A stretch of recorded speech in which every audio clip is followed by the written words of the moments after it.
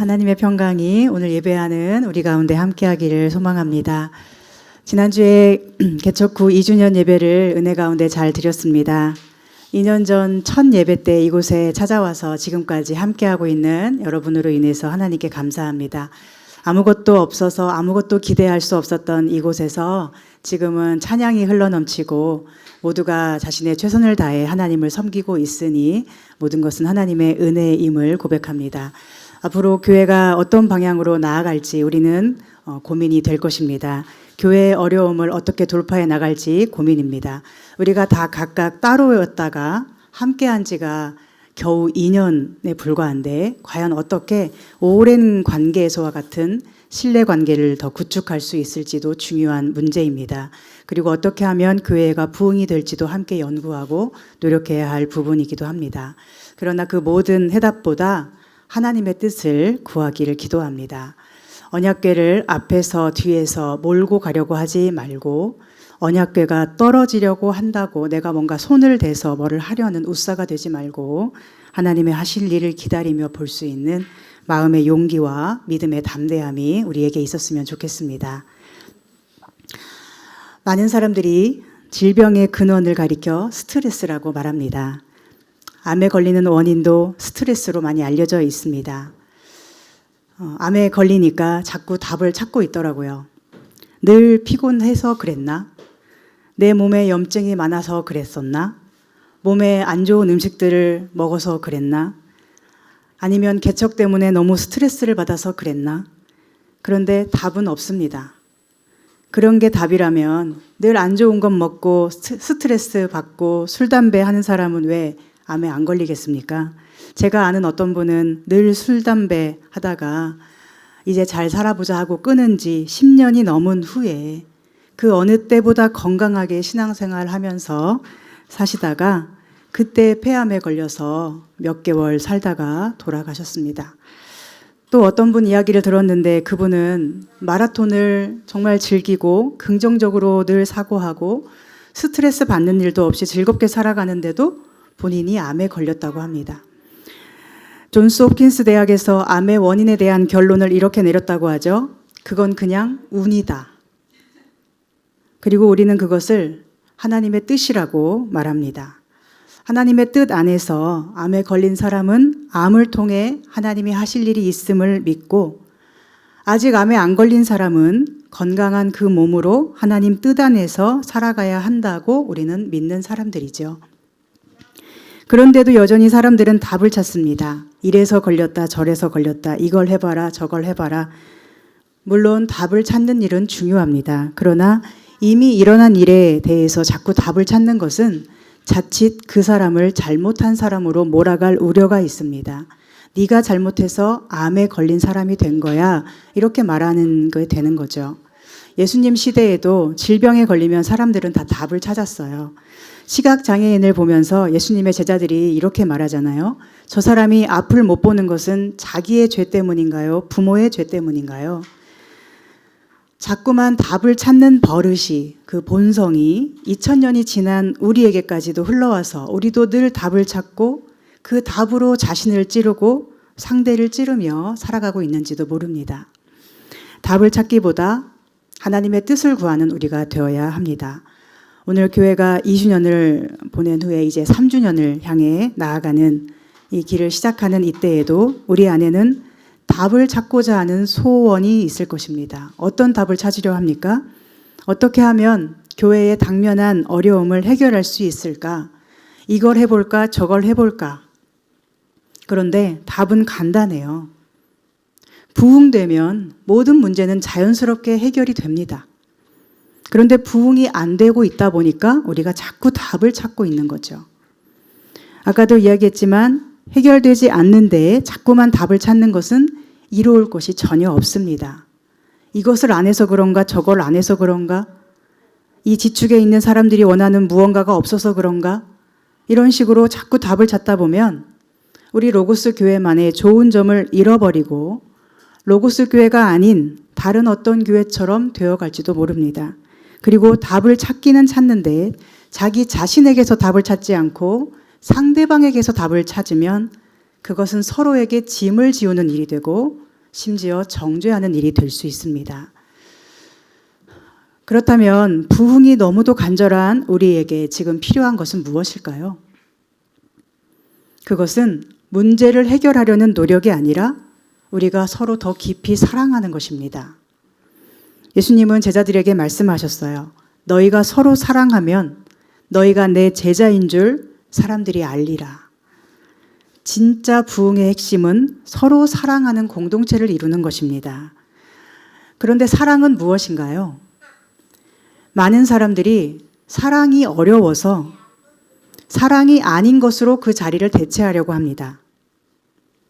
지난주에 우리 루미가 저에게 말랑카우를 주었는데 거기에 있는 그대로 널 사랑해 라고 적혀 있는 거예요. 그 말이 너무 예뻐서 루미 배에 대고 제가 그렇게 말해 주었어요. 있는 그대로 널 사랑해 그랬더니 루미가 그 말을 들을 때마다 너무 예쁘게 웃어서 저도 기분이 아주 좋았습니다. 아, 사람은 이렇게 있는 그대로 사랑하는 것을 가장 좋아하는데 우리는 과연 얼마나 있는 그대로 사랑하고 좋아하는가 이런 생각을 했습니다. 우리가 아이들을 사랑하는 것은 그 아이가 그냥 사랑스러운 거죠. 그 아이가 무엇은 잘하니까 사랑하고 이것은 못하니까 안 사랑하는 것이 아니죠. 그렇지 않나요? 이런 점은 좋으니까 사랑하고 이런 점은 안 좋으니까 사랑할 수 없어. 이렇게 말하는 부모님은 없을 거예요. 사람을 사랑한다는 것은 그 사람을 바라보는 나의 시선에 아무런 장애물이 없어야 하고 그 사람과 나 사이에 어떤 편견도 없어야 합니다. 나와 그가 만나는 것, 있는 그대로의 그를 그냥 좋게 봐주는 것, 그를 좋아하는 것, 그가 잘 되기를 바라는 것이 사랑이죠. 그런데 잘 되기를 바란다고 해서 무엇을 하라고 조언하거나 충고하지는 않고 그냥 그 사람을 위해서 내가 할 수 있는 일을 찾아서 조용히 하는 것이 사랑이죠. 혹 그에게 아픔이 있다면 그 아파하는 모습까지도 견뎌주고 곁에서 함께 기다려주는 것이 사랑입니다. 조급해하지 않는 것, 섣불리 도와주려고 하지 않는 것, 도와달라고 할 때까지 옆에 있어주는 것, 그리고 그가 내게 도와달라고 말할 수 있을 만큼의 신뢰를 주는 사람이 되어주는 것. 이것이 사랑이라고 생각합니다. 교회는 어려움을 겪는 사람이 도와달라는 말을 아무 거리낌도 없이 할 수 있는 분위기가 되어야죠. 부끄러운 이야기여도 세상에서는 말할 수 없지만 교회에서만큼은 꺼낼 수 있을 만큼 수용적인 교회가 되어야 합니다. 그런데 많은 교회들이 거꾸로 되어 있지 않습니까? 신앙이 있는 사람이 어떤 나쁜 일을, 안 좋은 일을 겪었을 때, 예를 들면 빚더미에 앉았다거나 성폭력을 당했다거나 그런 일을 겪을 때 어떻죠? 교회에서는 더 말을 못하고 교회에서 말하면 더 정죄를 당하는 분위기가 있죠. 말을 꺼내니 부끄러움만 드러나 버리고 아무것도 해결되지 못합니다. 그러면 교회를 떠나게 되죠. 그래서 교회에서는 상담하지 말라는 말을 많이 합니다. 자기의 치부가 드러나면 그걸 감당하기가 어렵기 때문이에요. 그러니 우리는 어려움이 있는 사람에게 그 어려움을 말하라고 할 게 아니라 그 어려움을 언제든 이야기하고 싶은 편한 사람이 되어주어야 합니다. 이것이 사랑입니다. 그리고 이야기를 못하고 계속 어려워하고만 있다면 그 모습까지도 견디고 기다려 주어야 돼요. 그 사람의 얼굴이 아무리 어둡고 슬픔으로 일그러져 있어도 그 모습을 짜증내지 않고 기다려주는 것이 사랑이죠. 그런데 그런 사랑이 너무너무 어렵기 때문에 가정조차도 바로 서지 못하는 일이 세상에 참 많습니다. 그 한 사람을 일으켜주는 것이 사랑인데 우리는 진짜 사랑은 하지 못하고 엉뚱한 말로, 행동으로 혹 상처를 주지는 않습니까? 나의 해방일지라는 드라마에 보면 거기에 어떤 회사 직원들이 동호회 같은 클럽에 하나씩 꼭 가입을 해야 하는데 아무 클럽에도 가입하지 못한 사람 3명이서 해방클럽이라는 모임을 만들어요. 그 클럽에는 5가지 규칙이 있습니다. 행복한 척하지 않겠다. 불행한 척하지 않겠다. 정직하게 나를 보겠다. 조언하지 않는다, 위로하지 않는다. 그들은 각각 30분 정도 자기 이야기를 돌아가면서 하고 다른 사람들은 듣습니다. 이야기가 다 끝나도 섣부르게 위로나 조언을 하지 않습니다. 그냥 서로의 이야기를 있는 그대로 듣고 있습니다. 누군가가 가만히 자기 이야기를 30분 동안 들어준다는 것만으로 그들은 위안을 얻고 받아들여짐을 경험합니다. 그런데 많은 사람이 이것을 견디지 못하죠. 자꾸만 뭔가를 말해줘야 할 것 같은 부담을 느끼고 누구를 위해서 무엇을 하려고 하는 마음이 우리에게 있는 것 같습니다. 마찬가지로 주님을 위해서 내가 이것도 하고 주님을 위해서 저것도 한다고 생각하는 우리들이지 않습니까? 그러나 누구를 위하여 무엇을 한다는 생각은 위험합니다. 제일 위험한 말이 뭐죠? 너 위해서 말하는 건데, 이런 말이죠. 정말로 위하는 사람은 말하지 않고 행동하죠. 네가 이걸 해야지라고 조언하지 않고 그 사람을 위해 자기가 할 수 있는 일을 그냥 합니다. 아무것도 바라지도 않고 티도 내지 않고 말이죠. 교회를 정말로 위하는 사람은 어떨까요? 주님을 정말로 위하는 사람은 어떨까요? 이게 주님을 위한 거야 라고 열심히 하는 것도 당연히 좋지만 더 좋은 믿음은 뭐예요? 주님이 내게 하라고 하시는 일이 뭔지를 먼저 묻고 듣고 그것을 하는 것이 좋은 신앙입니다. 그런데 우리는 어떤가요? 내가 하고 싶은 것은 주님을 위해서라는 명분으로 하지만 주님이 이것을 원하신다고 하셔도 내가 하고 싶지 않으면 거부할 때가 많습니다. 정말로 주님을 위한 것인가? 정말로 교회를 위한 것인가를 우리는 늘 정직하게 볼 수 있어야 하겠습니다. 어떤 드라마를 보니까 한 할머니가 뇌경색으로 쓰러져서 이제 몸을 혼자 못 움직이고 말도 제대로 못하면서 계속 누워서만 지내는데 손녀가 서울에서 직장 생활하다가 너무 힘들어서 잠시 할머니한테 와서 지내는 중에 어느 날 이렇게 할머니에게 하소연을 하는 거예요. 할머니, 이런 내가 너무 한심해. 할머니가 뭐라고 했을까요? 여러분이 할머니라면 그렇게 말하는 손녀에게 뭐라고 말하시겠어요? 나중에 루미가 그렇게 말하면 할머니는 뭐라고 말씀하실까요? 그 할머니는 나도 내가 너무 한심해. 화장실도 혼자 못 가고 이렇게 말해요. 그러니까 손녀가 또 말해요. 할머니, 그건 어쩔 수 없는 거잖아. 그러자 할머니가 다시 말해요. 마음도 어쩔 수 없는 거잖아. 한심하다고 하지 마. 한심해 라고 하는 사람에게 나도 내가 한심해 라고 말해주는 그 마음은 어떤 마음입니까? 그를 위해서 말해주는 게 아니라 그와 함께 하는 거죠. 그게 진짜 사랑이죠. 그런데 우리는 그렇게 말합니까? 혹시 우리는 그러게 나는 한심하지 않아서 널 도와줄 수가 있는데 너는 어떤 점이 그렇게 한심해서 그래? 라고 하는 태도를 취하진 않습니까? 내 약점은 드러내지 않고 남의 약점에 대해서 쉽게 말하지 않는지 돌아봐야 하겠습니다. 우리 교회가 아직 2년밖에 되지 않았고 모두가 오래된 관계가 아니기 때문에 사실은 더 많은 시간이 필요한 것 같아요. 조급히 생각하지 않고 기다려주는 사랑을 가지고 우리가 함께 3주년을 시작하길 소망합니다. 무언가를 바꿔주고 싶은 생각이 너무 솟구쳐 오를 때는 바꾸라 말하는 대신에 어떻게 해야 될까요? 아직도 내 안에 있는 그대로 사랑하는 사랑이 없구나 깨닫고 하나님의 사랑을 채워가는 시간이 돼야겠죠. 서로를 아무런 비난도 없이 조언도 없이 있는 그대로 사랑할 때 이곳은 하나님의 나라가 될 것입니다. 그 어떤 것으로도 누구도 다른 사람의 우위에 서거나 열위에 있지 않고 모두 동등하게 사랑받는 하나님 나라 백성 참된 교회, 우리 모두가 그렇게 되어가기를 소망하고 축복합니다. 두 번째 우리에게 필요한 것은 성전은 하나님의 임재로 충만함을 아는 믿음이 필요해요. 오늘 본문은 솔로몬 왕이 성전을 건축하고 성전 안 지성소에 언약궤를 모셔놓고 수많은 사람들 앞에 무릎 꿇고 기도하는 장면을 보여줍니다. 원래 성전은 다윗이 하나님을 위해 지어드리고 싶었는데 하나님께서는 다윗에게 허락하지 않으셔서 그 아들 솔로몬이 성전을 짓게 되죠.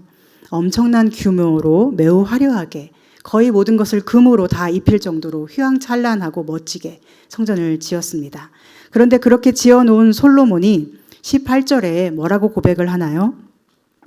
하나님이 참으로 사람과 함께 땅에 계시리이까 보소서 하늘과 하늘들의 하늘이라도 주를 용납하지 못하겠거든 하물며 내가 건축한 이 성전이오리이까.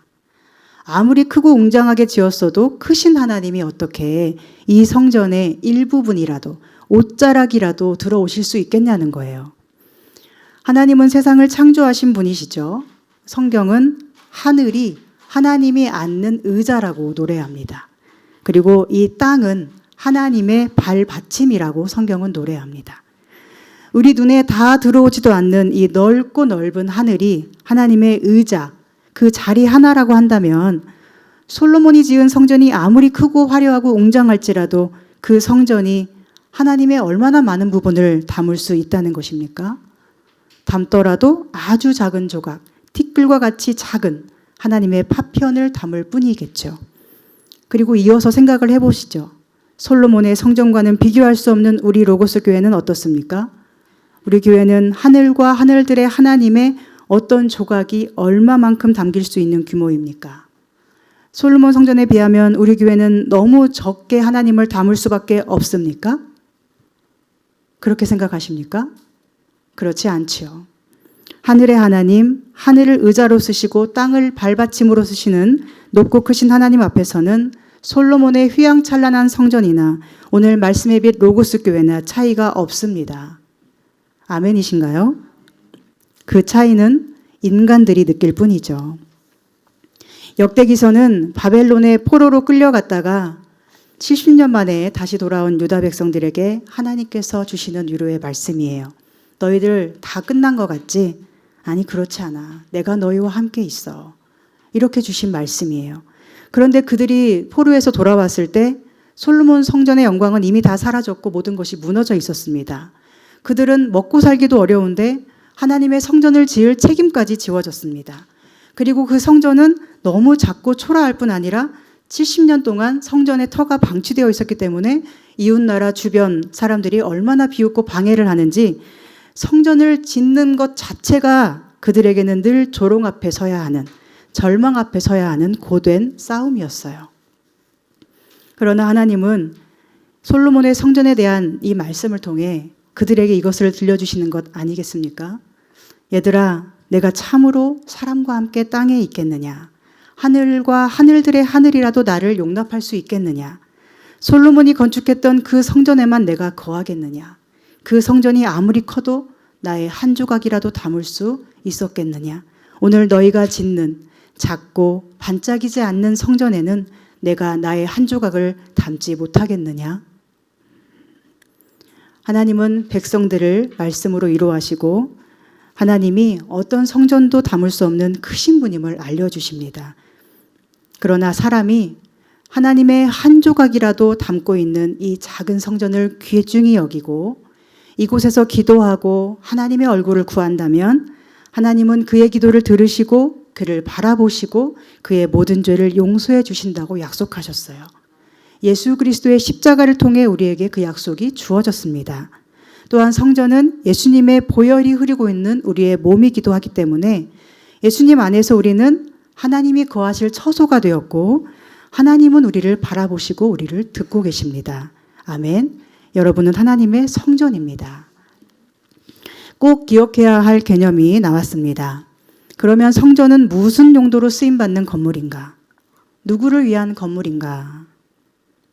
당연하게도 성전은 하나님을 위한 건물이죠. 우리는 성전에서 할 일이 오직 찬양, 기도, 예배밖에 없습니다. 나의 죄를 고백하며 간구하는 제사, 그 제사가 지금의 예배가 되었죠. 죄가 용서받는 기쁨이 저절로 찬양으로 드려지는 것이 예배입니다. 하나님의 뜻을 묻고 구하는 말씀의 자리가 바로 성전이에요. 그런데 실제적으로 우리는 교회를 하나님을 위한 건물로 생각하며 사는지 돌아보십시오. 많은 사람들이 교회를 찾을 때 어떤 기준을 가지고 있습니까? 그곳에는 하나님이 계신가? 그곳에 하나님의 살아있는 말씀이 있는가? 그곳에는 예수 그리스도의 십자가의 용서로 살아난 거룩한 성도들이 있는가? 이것이 아니라 그 교회는 교육부가 잘 돼 있는가? 잠옷실이 몇 평인가? 우리 아이들 또래는 몇 명인가? 교육 프로그램은 어떤가? 이런 식으로 찾죠. 즉 많은 사람들이 성전에서 찾는 것이 하나님이 아니라는 이야기입니다. 교육부를 찾는 부모들, 그 아이들 대단한 신앙 가지고 성장할 것처럼 보이겠지만 전혀 그렇지 못한 경우가 많습니다. 요즘 기독교 교육에서 큰 흐름이 뭔지 아세요? 아이들의 신앙을 망친 것이 주일학교라고 학자들은 말합니다. 왜냐하면 모든 것을 교회 학교에만 맡기고 그것도 일주일에 딱 1시간만 맡겨놓고 그것도 무슨 중요한 시험 있으면 교회에 빠지게 하고 대충 맡겨놓고 부모와 어른들이 함께 신앙의 본을 보여주지 못한 것이죠. 하나님은 부모가 말씀을 가르치라고 명령하셨어요. 십계명을 명령하셨고 앉으나 서나 집에서 나갈 때나 들어올 때나 아이에게 하나님 사랑을 가르치라고 부모에게 명령하셨죠. 사실은 개척교회를 섬기는 부모에게서 아이들은 더 좋은 신앙으로 성장할 것입니다. 교회를 청소하는 부모님을 보면 아이들은 교회는 내가 내 힘을 들여서 수고하여 섬기는 곳이구나. 교회는 내가 내 노력을 해야 하는 소중한 곳이구나. 이것을 눈으로 몸으로 배우게 됩니다. 우리 집사님들이 찬양 인도하고 반주하고 연습하는 모습을 보면서 교회 청소하고 정리하는 모습 보면서 아이는 배우는 거예요. 교회는 예배를 위해서 최선을 드리는 곳이고 우리 엄마 아빠는 이렇게 하나님을 사랑하시는구나. 나도 하나님을 가장 사랑하는 사람이 될 수 있을까? 이런 생각을 하면서 자라는 우리 아이들 되어야 되지 않겠습니까? 많은 사람들이 개척교회에 대해 오해를 품고 있어요. 두 가지가 있는데 하나는 개척교회 가면 돈을 많이 내라고 할 거라는 오해. 그리고 또 하나는 무슨 일을 많이 시킬 거라는 오해입니다. 그래서 개척교회는 힘드니까 안 가려고 한다는 거죠. 그런데 여러분 우리 교회 힘드신가요? 제가 여러분에게 뭐 돈 내라고 한 적 있습니까? 여러분에게 뭐 이거 하라고 일 시킨 적 있습니까? 전 여러분에게 아무것도 시키려고 하지 않아요. 그리고 아무리 교회가 어려워져도 여러분에게 돈 내라고 하고 싶지 않습니다. 교회는 하나님의 성전이므로 하나님의 거룩한 자녀들이 즐겁게 예배하고 편안히 쉼을 누려야 되는 공간이라고 생각해요. 물론 자원하여 기꺼이 즐거운 마음으로 헌금을 더 드릴 수 있고 봉사할 수 있고 하지만 그것이 기쁨이 되어야지 결코 짐이 되어서는 안 됩니다. 그래서 저의 목회 원칙 중에 하나는 여건을 보면서 하자는 것입니다. 여건이 되면 할 수 있지만 여건이 되지 않으면 억지로는 하지 않습니다.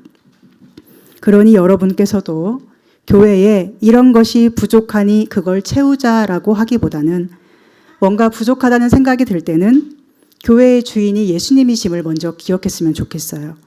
이곳에서 사람이 찾아야 하는 분은 예수님이시지 교육부 체계 잘 돼 있는 어떤 시스템이나 어떤 넓은 평수 교육부실이나 잘 짜여진 찬양대나 찬양 세션들이 아닙니다. 문제가 있어 보면 자꾸 뭔가 실제적인 이야기를 우리가 하게 되는 경향이 있잖아요. 그런데 실제적인 이야기가 사실은 가장 비현실적일 수 있습니다. 여건이 안 되는데 이야기만 하는 것은 비현실적이죠. 사람들이 이런 교회의 모습을 찾으니 그렇게 보여주자고 하는 말은 얼마나 현재 상황에 비현실적입니까? 예전에 영어를 처음 배울 때 들었던 속담 지금도 기억에 남는데요. 정직이 최상의 방책이다. 뭐죠? 정직이 최상의 방책이다. Honesty is the best policy. 우리 교회에 지금 있는 모습 그대로를 사랑하고 이 모습 그대로 사람들을 만날 수 있어야 합니다. 오늘 예배 드리고 오늘 찬송 드리고 오늘 함께 식사하고 오늘 사랑의 교제를 하는 것입니다. 없는 것을 있는 것처럼 거짓으로 보여주려 하지 말아야 하고 있는 것을 있는 그대로 보여줄 수 있어야 합니다. 예수님을 따른 제자들과 무리들에게는 나름대로 메시아상이 있었어요. 그들은 늘 메시아를 찾았어요. 이런 사람을 따라야 하나 저런 사람을 따라야 하나. 그런데요 예수님을 만나니까 이분이구나 해요. 그리고는 곧바로 예수님을 따라간 것이 바로 제자들이에요. 요한복음 1장에 보면 예수님이 빌립에게 나를 따르라. 그러자 빌립이 곧바로 따라요. 그리고 빌립이 나다나엘이라는 사람에게 이렇게 말해요. 내가 메시아를 봤어. 요셉의 아들 나사렛 예수가 바로 우리가 기다리던 그리스도였어. 그러자 나다나엘이 뭐라고 하죠? 나사렛에서 무슨 선한 것이 날 수 있느냐? 그러자 빌립이 한 말이 아주 유명하죠? 와서 보라. 와서 보라입니다. 빌립은 나다나엘이 에이 나사렛에서 무슨 선한 것이 나겠어 할 때 아 그런가? 이렇게 안 해요. 와서 보라 말할 뿐이었어요. 그리고 나다나엘이 예수님께로 와서 봤을 때 그는 예수님을 만나고 메시아를 보게 됩니다. 우리 교회를 바라볼 때 이것도 없고 저것도 없고 교육부도 없고 재정도 없고 인적 자원도 없어서 사람들이 안 온다고 하면 그때 여러분이 할 일은 무엇일까요? 정말 그런가? 그걸 해줄 수 없어서 어떡하지? 가 아니고 아 목사님 그런 게 없어서 우리 교회 안 온대요. 가 아니고 와서 보라라고 할 수 있어야 합니다. 그런 사람들과 논쟁할 필요조차 없습니다. 그냥 교회에 있는 좋은 걸 이야기하시면 돼요. 한 사람이라도 더 와서 보게 해야 합니다. 와서 뭘 보게 해야 돼요? 우리 교회 안에 자유와 평안과 은혜와 사랑 그리고 교회 안에 살아 숨쉬는 성령의 역사와 하나님의 생명의 말씀을 보게 해야 합니다. 와서 보면 하나님이 아닌 다른 것을 찾는 사람들은 떠나겠지만 정말로 하나님을 찾는 사람은 그리고 하나님이 부르시고 선택하신 사람은 머물 것이라고 믿습니다. 나다나엘이 나사렛에서는 선한 것이 날 수 없다고 했지만 막상 예수님을 만났을 때는 그분을 메시아로 고백할 수밖에 없었던 것처럼 오늘 우리 로고스 교회에 정말로 하나님을 구하며 오는 사람은 다른 열악한 여건들이 전혀 중요하지 않을 것입니다. 이곳에는 예수님이 계시니까요. 살아계신 하나님의 말씀이 있으니까요. 그리고 진짜 신앙의 사람들이 있기 때문입니다. 저는 우리 교회가 이 세상에서 가장 좋은 시스템을 가지고 있다고 생각합니다. 뭘까요? 모두가 함께 사랑의 교제를 할 수 있는 공동체. 이보다 더 좋은 시스템은 없습니다. 또한 제가 세상에서 제일 훌륭한 목사는 아니지만 살아있는 하나님의 말씀이 이곳에 있다고 저는 믿습니다. 어느 교회 목사님이 지금은 매우 큰 교회가 되어서 자기 아들에게 교회 세습을 하느냐 마느냐를 놓고 교회 안에 갈등이 있다고 하더라고요. 그런데 그 목사님이 원래는 개척을 6번인가 7번인가 했다가 문을 닫고 다 망하고 7번째인가 8번째 다시 개척을 했다고 해요. 그런데 어떻게 그 6, 7번 하다가 안 되던 분이 그 7번째인가 8번째에는 부흥이 갑자기 됐을까요? 그 부흥의 스토리가 무엇이냐면 어느 날 교회에 갑자기 한 권사님이 오셨는데 그 권사님이 늘 교회에 와서 기도하면서 지나다니는 사람이 목사님 좀 만나려고 한다고 찾으면 우리 목사님 너무 바쁘셔서 이렇게 갑자기 오시면 못 만나요. 이렇게 하는 거예요. 목사님을 엄청 귀한 분으로 소개하는 거죠. 그리고 자기 교회를 엄청 좋은 교회로 귀하게 말했다고 해요. 너무너무 좋게 말하다 보니까 정말 대단한 목사님이신가 보다 이렇게 생각을 하게 되고 그분으로 인해 교회가 부흥되기 시작했고 개척했던 교회가 그것도 7번이나 망하고 다시는 일어나지 못할 것만 같았던 그 교회와 그 목사님이 지금은 아들에게 교회를 물려주냐 마냐 놓고 성도들이 갈라질 정도의 대형교회로 성장했습니다. 성장한 교회의 부흥 스토리에는 거의 이런 내용이 있습니다. 교회를 사랑하고 교회를 자랑하는 사람을 통해 교회가 세워지고 부흥해 갔습니다. 오늘 우리 교회에 필요한 것은 와서 보라입니다. 우리 목사님 너무 좋아요. 아멘 한 분 하셨어요. 우리 교회 말씀 너무 좋아요. 우리 교회 성도님들이 너무 좋아요. 우리 교회에는 진리가 있고 평안이 있고 사랑이 있어요. 우리 교회 아이들은 얼마나 사랑을 많이 받는지 몰라요. 우리 아이들은 찬송가를 함께 불러요. 우리 아이들은 교회를 사랑할 줄 알고 섬길 줄 알고 참된 신앙을 배우고 있어요 라고 여러분이 말할 수 있으셔야 합니다. 이거는 좋은데 이거는 좀 그래. 이 부분은 좋은데 이건 부족해. 라고 하시면 안 되고요. 좋은 것 한 가지를 전부인 것처럼 말할 수 있는 능력을 키워야 됩니다. 엄마가 딸을 사랑하는데 남들 앞에 얘기할 때 얘는 이건 예쁜데 이건 부족해 라고 하지 않잖아요. 정말로 여러분이 교회를 사랑하시고 교회에 어려움이 없어지고 그것이 교회의 부흥임을 아신다면 좋은 것을 좋다고 말할 수 있는 능력을 키우시고 있는 그대로를 좋아할 수 있는 능력을 키우시길 소망합니다.